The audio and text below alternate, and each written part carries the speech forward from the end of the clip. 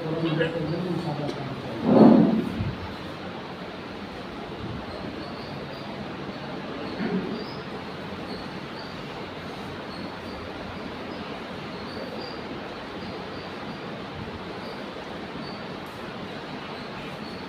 اللہ الرحمن الرحیم نحمده ونصلي على رسوله الكريم وصلى الله تعالى على خير خلقه محمد وعلى آله وأصحابه ومن تبعهم بإحسان إلى يوم الدين أما بعد أعوذ بالله من الشيطان الرجيم بسم الله الرحمن الرحيم الحمد لله رب العالمين الرحمن الرحيم مالك يوم الدين إياك نعبد وإياك نستعين اهدنا الصراط المستقيم صراط الذين أنعمت عليهم غير المغضوب عليهم ولا الضالين رب اشرح لي صدري ويسر لي أمري رب زدني علما اللهم صل على محمد صلى الله عليه وسلم.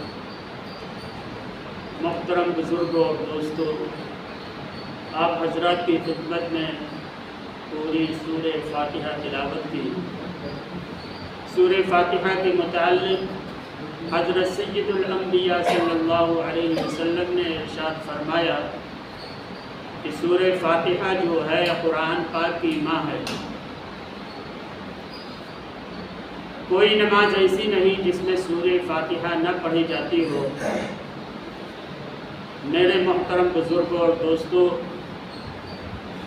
ہم جس حالت میں گزر رہے ہیں، جس حالات سے گزر رہے ہیں، قرآن پاک جو ہے ہماری رہنمائی کے لیے کافی ہے. قرآن پاک کی کسی بھی سورہ، کسی بھی آیت سے آپ تلاوت کریں، ہماری اصلاح اور تربیت کا نسخہ پورے قرآن پاک میں موجود ہے.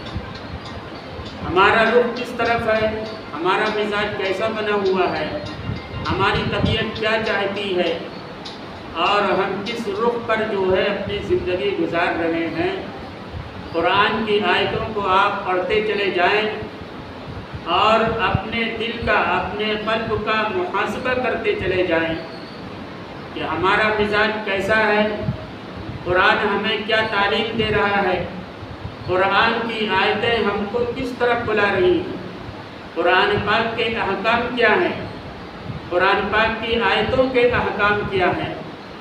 اس میں جو ہے میرے محترم بزرگ اور دوستوں، نوجوان بھائیوں، اس میں جو ہے ہماری اصلاح و تربیت کا مکمل نسخہ موجود ہے. اور قرآن پاک اسی لیے اللہ تبارک و تعالیٰ نے آخری نبی حضرت محمد رسول اللہ صلی اللہ علیہ وسلم پر نازل کیا کہ قیامت تک جتنے مسلمان دنیا میں تشریف لائے ہیں ان سب کی ہدایت کے لیے قرآن پاک کافی ہے. قرآن پاک جو ہے وہ ہماری اصلاح اور تربیت کرتا ہے. قرآن ہم کو یہ بتاتا ہے کہ ہم کو دنیا میں کس طریقے سے زندگی گزارنا ہے، ہم کو تجارت کس طریقے سے کرنا ہے، ہم کو سماج اور معاشرے میں، محلے اور بستی میں کس طریقے سے زندگی ہم کو گزارنا ہے.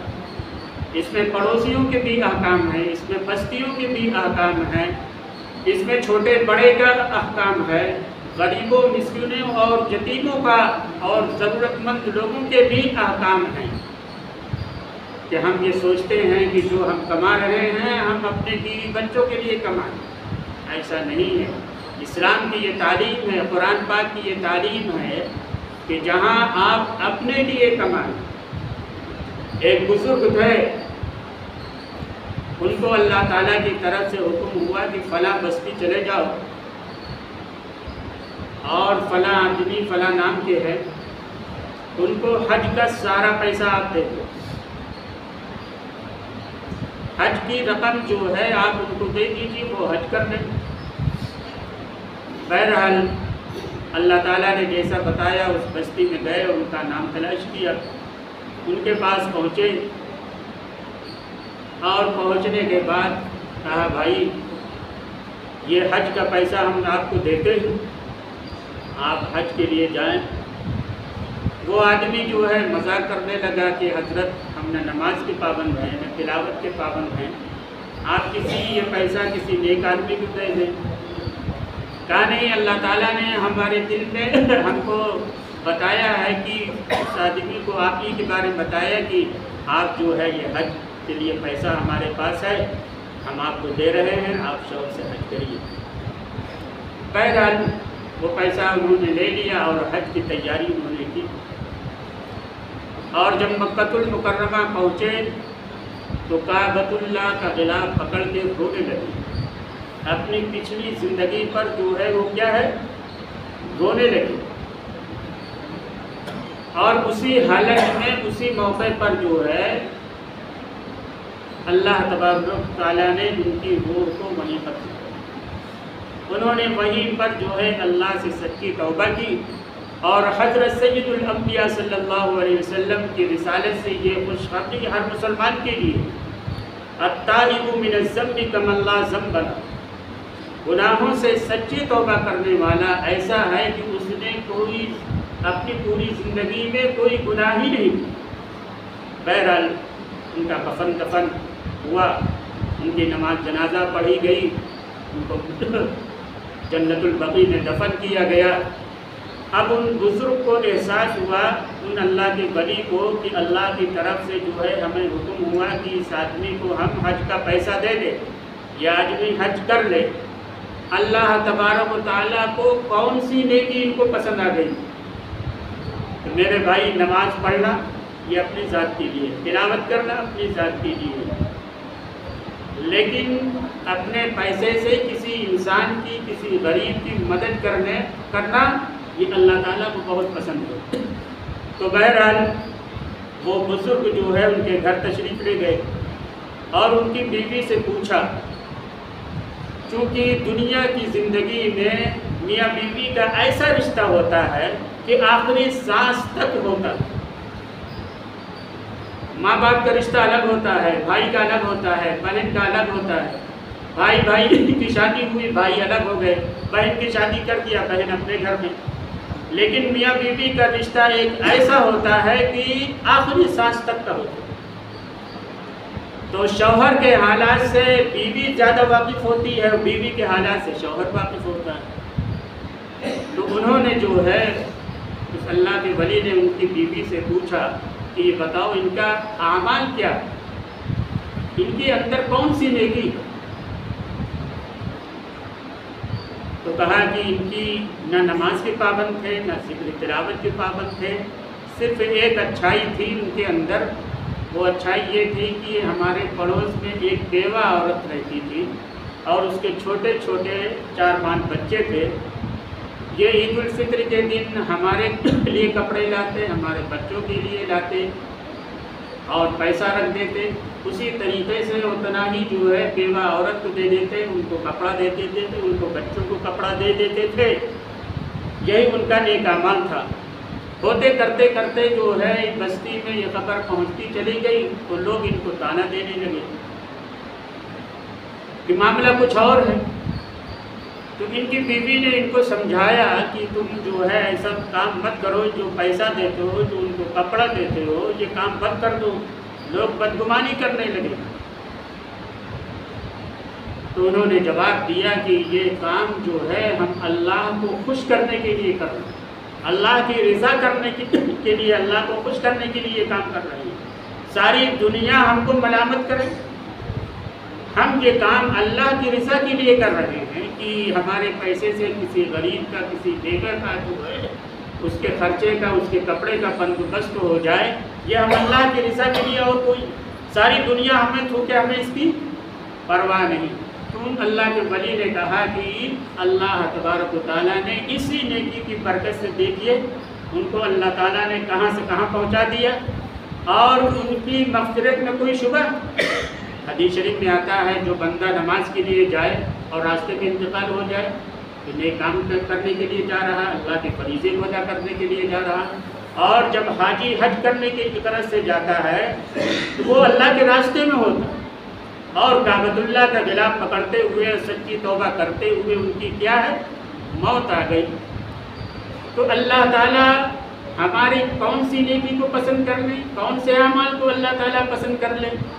تو آپ حضرات کی خدمت میں سورہ فاتحہ جو ہم نے پڑھی ہے، الحمدللہ رب العالمین، ساری تعریف اللہ کی ہے۔ 12:55 پر ہو جائے تو آپ اشارہ کر دیجئے کہ ہم بات ختم کر دیں گے۔ ساری تعریف اللہ کے لیے۔ حضرات مفسرین فرماتے ہیں کہ اس دنیا میں جو ہم اور آپ زندگی گزارتے ہیں، اس سرزمین پر اللہ کے بے شمار مخلوق ہیں، چرندے ہیں، پرندے ہیں، نباتات ہیں، حیوانات ہیں، جاندار ہیں، انسان اور جنات ہیں۔ ان سب کی پرورش کون کرتا ہے؟ اللہ تعالیٰ کرتے ہیں۔ جیسے ماں باپ اپنی اولاد کی پرورش کرتے ہیں، ان کے رزق کا، ان کے کھانے پینے کا، ان کے مکان کا بندوبست کرتے ہیں، اللہ تعالیٰ جو ہے سب کے خالق اور مالک ہے۔ تو حضرات مفسرین فرماتے ہیں اس طریقے کے عالم اللہ تعالیٰ نے 40,000 بنا رکھے۔ بعض مفسرین نے فرمایا کہ 80,000 بنا رکھے، اور اللہ تعالیٰ سب کو رزق دیتے، چاہے اللہ کو مانے اور چاہے نہ مانے، سب کو اللہ تعالیٰ روزی دیتے۔ الحمدللہ رب العالمین الرحمن الرحیم۔ اللہ تبارک و تعالیٰ نے اپنا تعارف کرایا ہے کہ اللہ کی رحمت بہت وسیع ہے، اللہ اپنے بندوں پر بہت مہربان ہے۔ تو اللہ تعالیٰ اس ساری کائنات کو 80,000 اس طریقے کی، جیسے ہم اور آپ اس دنیا میں رہ رہے ہیں، یہ ایک عالم ہے۔ اس طریقے سے نہ جانے کتنے عالم اللہ نے بنا رکھے ہیں، اور سب کے پیٹ کو اللہ تعالیٰ پالتے ہیں۔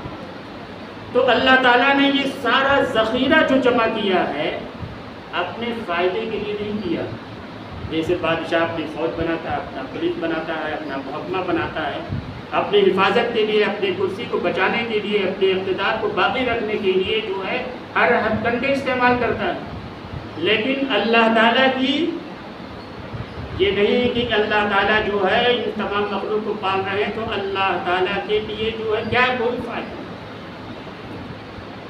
ساری کائنات زمین و آسمان اللہ کی بغاوت پر کھل جائے تو اللہ کی کبریائی و بڑائی میں کوئی فرق نہیں۔ اللہ ہر چیز پر قادر ہے۔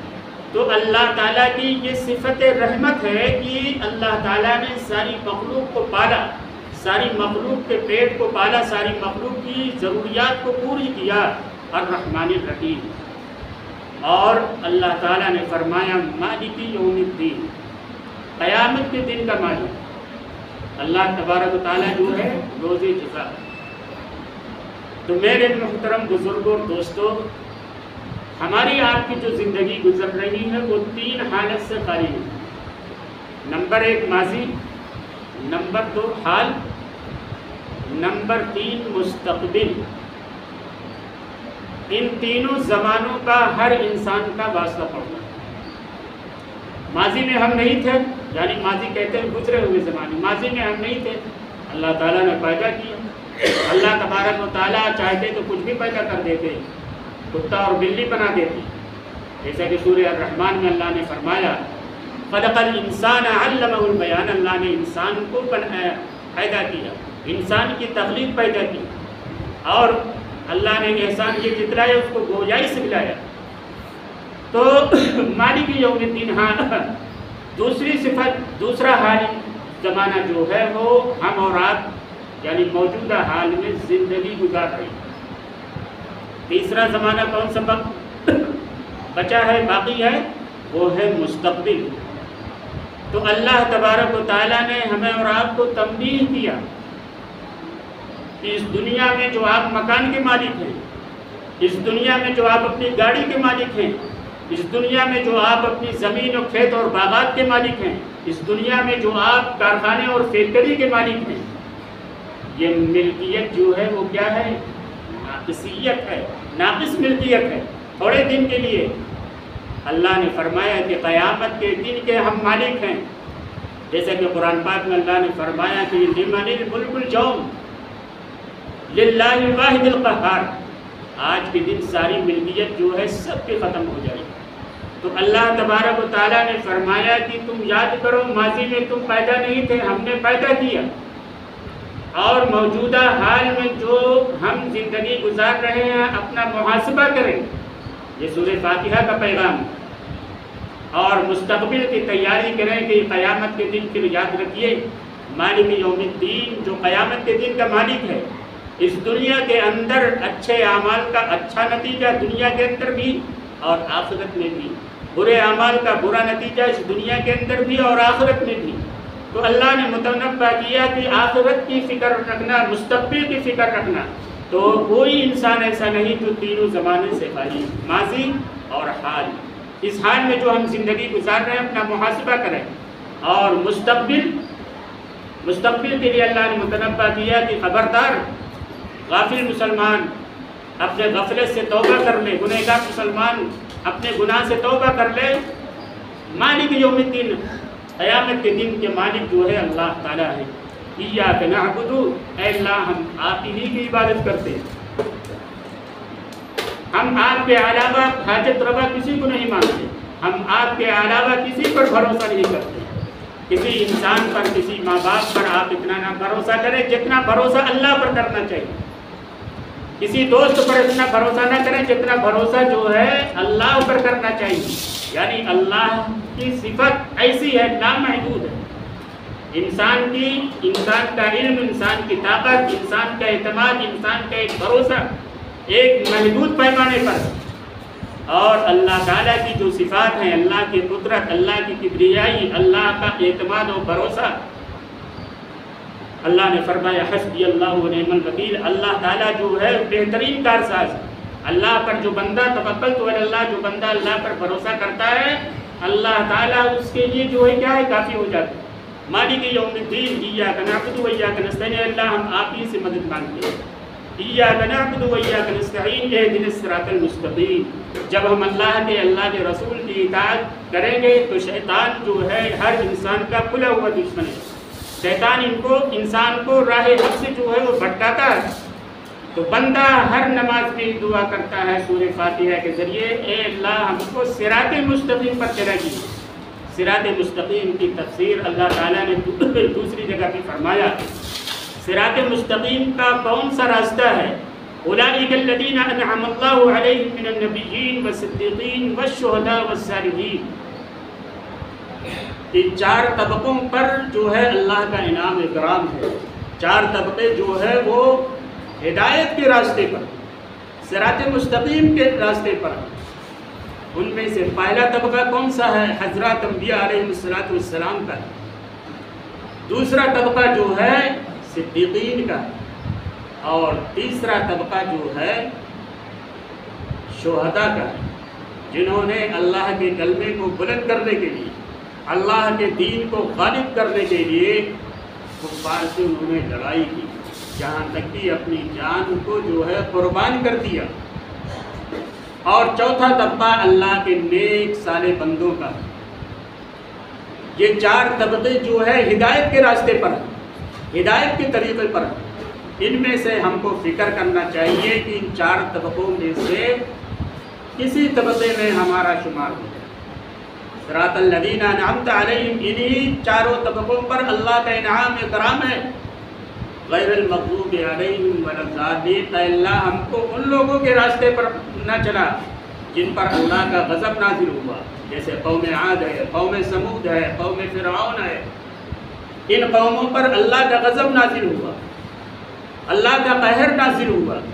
اے اللہ ہم کو ان لوگوں کے راستے پر نہ چلائیے، اور نہ ان لوگوں کے راستے پر چلائیے جو یہود و نصارہ ہیں، جو خود بھی گمراہ ہوئے اور دوسرے کو گمراہ کر۔ تو میرے محترم بزرگ اور دوستو، یہ سورہ فاتحہ کا پیغام ہے، اس میں ہمارے اور آپ کی اصلاح کے لیے جو ہے مکمل نسخہ موجود ہے۔ تو ہمیں چاہیے کہ سورہ فاتحہ کے پیغام اور اس کے مقاصد پر جو ہے ہم غور کریں اور اپنی زندگی کا محاسبہ کریں۔ آپ کی بستی میں جو ہے مسجد کی بھی تعمیر ہو رہی ہے، اس میں ہر آدمی اپنی حیثیت کے مطابق حصہ لے، اور مسجد کے خزانے میں جیسا کہ ہم کو معلوم ہوا ہے ابھی کہ 5.5 لاکھ روپیہ جو ہے وہ جمع ہے۔ تو آپ لوگ جو ہے حدیث شریف میں اللہ کے رسول علیہ السلام نے فرمایا، من بنا للہ مسجدا بنا اللہ له بیتا فی الجنہ، جو آدمی اللہ کے گھر کی تعمیر کرتا ہے، اللہ تعالیٰ اس کو جنت میں جو ہے محل عطا کرتے ہیں۔ جنت میں اس کو گھر عطا کر دیں گے۔ تو جس طریقے سے ہم مسجد کی تعمیر میں حصہ لیں، مسجد کی آبادی میں بھی ہم کو جو ہے کیا ہے حصہ لینا چاہیے۔ تو میرے محترم بزرگوں اور دوستوں، آپ حضرات کی خدمت میں سورہ فاتحہ کی تفسیر کی، اور یہ تفسیر جو ہے آپ موبائل پہ یوٹیوب پر بھی سن سکتے ہیں۔ مختلف سورتوں کی مختلف تفاسیر ہم کر چکے ہیں، سورہ رعد کی، سورہ لیل کی، سورہ عادیات کی، سورہ الرحمن کی، سورہ بقرہ کی۔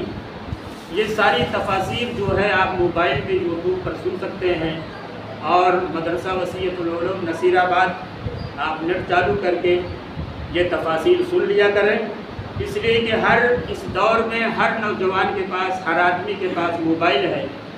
تو میرے کہنے کا مقصد یہ ہے، علماء کرام کی، مفتیان کرام کی جو ہے کم از کم قرآن کی تفاسیر سنیں۔ قرآن کا پیغام کیا ہے، قرآن کی آیتوں کا پیغام کیا ہے، قرآن پاک کا ترجمہ کیا ہے۔ تو اس سے یہ فائدہ ہوگا کہ آپ کا مزاج جو ہے قرآن سمجھنے کے لیے بن جائے گا، قرآن کے احکام کو سمجھنا آسان ہو جائے گا، اور ادھر ادھر کی باتیں، فضول لفظیات سے جو ہے آپ جو ہے کیا ہے بچ جائیں گے۔ تو میرے کہنے کا مطلب یہ ہے کہ علماء کرام، مفتیان کرام کی جو ہے موبائل میں، اگر آپ کے پاس وقت نہیں ملتا تو موبائل میں ہی علماء کرام کی تفاسیر سنیں، تو اس سے جو ہے آپ کو فائدہ ملے گا، اور جو لوگ بھی سنیں گے ان کو فائدہ ملے گا۔ اللہ تعالی ہمیں بھی اور آپ حضرات کو بھی قرآن پاک سمجھنا آسان فرما دے، اور قرآن پاک کے احکام کے مطابق زندگی گزارنے کی توفیق عطا فرمائے۔ جو حضرات سنت نہ پڑھیں وہ سنت پڑھیں۔